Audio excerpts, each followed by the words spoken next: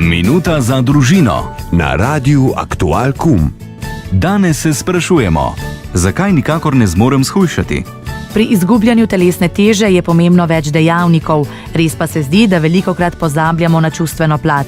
Menim, da je tudi več načinov, ki vas bodo pripeljali do željenega cilja, a ukolikor se več let zaman trudite z raznimi dietami in se pojavi občutek krivde vsakokrat, ko pojeste preveč, potem vam sigurno svetujem, da si dovolite pokukati tudi na drugo stran svoje čustvene zavese.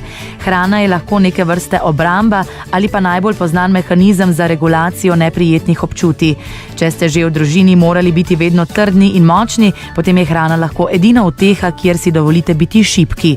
Lahko je to področje življenja, kjer spustite kontrolo in vam je vseeno za kilograme in zdravje in telo, ker vse, kar potrebujete, je samo malo odklopa od vsega in malo uživanja v dobrih okusih.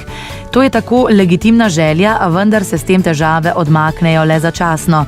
Naštela sem le nekaj izmed možnosti, vi pa bodite pozorni, kaj vam govorijo vaši občutki. Kaj lahko storimo? Pri hujšanju je zagotovo pomembnih več dejavnikov.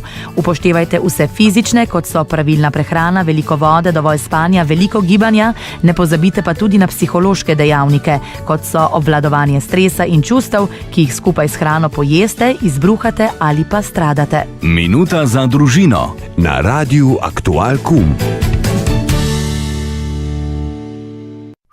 Rubriko Minuta za družino pripravlja Eva Erpič iz Društva Človeška toplina. Evo lahko tudi kaj vprašate. Pišite ji na erpiceva@gmail.com.